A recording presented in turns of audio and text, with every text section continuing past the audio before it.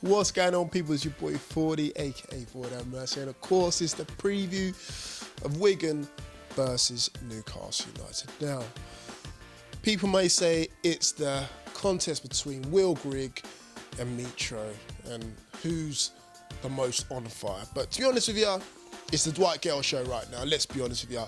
16 goals, and people may even say he's better than the whole Wigan team altogether. I mean, let's face it, he scored the same amount of goals that Wigan have this whole season. Yes, 16 goals Wigan have scored this whole season. So, if there's anyone who's on fire, it's Dwight Gale. Enough said.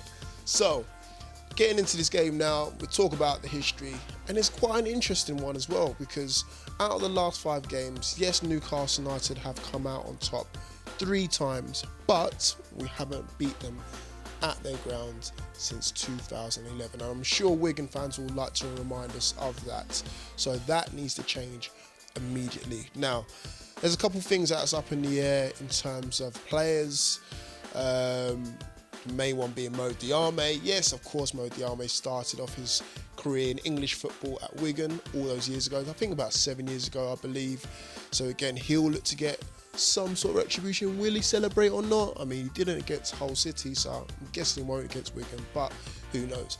Also, there was Ryan Taylor, obviously Newcastle legend. I want to use that word loosely around Ryan Taylor. Of course, he was known for his free kicks for both sides. So it'll be interesting to see who he supports on match day when Wigan take on Newcastle United. And of course, that infamous challenge on Haidara, hopefully I got that one right, obviously by Callum McManaman, that left Haidara injured for such a long time as well. So obviously there's been no love lost between the two sides. So getting into this game now, in terms of up-to-date, let's say, form, shall we say? Yes, Wigan have won 2 out of their last 6 games, whereas Newcastle have won 3 out of their last 6 games. So it's quite similar in terms of, form and all the rest of it now. Their last win was against Huddersfield. Get in, well done, Wigan. And obviously our last win was against Birmingham City when we absolutely tore them apart and beat them 4-0. Now on paper it looks like we should beat them easily. We're top of the table and they're 23rd in the relegation zone. But you know how the whole saying goes and all the rest of it now. When Newcastle United go against teams of, let's say, a lower opposition, someone in the bottom 3 or bottom 10, we always think we have that mentality of, we can just turn up and beat them easily. But that's not the case. Look at Blackburn, look at Wolves. So really we need to go into this game with the same mentality that we had against Birmingham, against Leeds, against Norwich City, against Brighton, and hopefully we'll get the result. 3 top players or 3 key players that we need to watch out for. In fact, there's quite a few.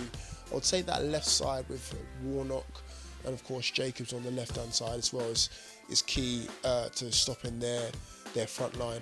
Of course, the main threat is from Will Grigg, but he doesn't even start. From the last couple of games, he comes off the bench, and even though he scored 6 goals this season, he doesn't even start most games, and I believe Mitro's only 1 behind him, so can't be that on fire.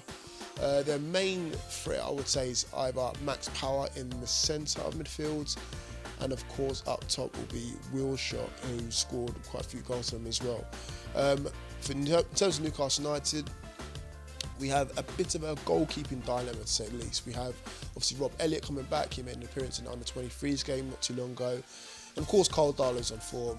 And enough said about that, really. I don't even want to consider Matt Sells for this one either. So who will start out of those 2? For me, it's Darlow all day long. Enough said about that one. The rest of the team pretty much picks itself. Back 4 will probably remain the same. Anita, Lascelles, Kieran Clark and Dummett. No need to change that, in my opinion. Midfield as well. Richie Shelvey. If Colback's around, maybe for an away game, but if not, Hayden can definitely step up to the job. And then Gouffran on the left-hand side. And up top, as I said before in that previous video, it's got to be Gale and Diame. Those 2 looked phenomenal together, and especially Diame against an old club, Gale in the form that he's in.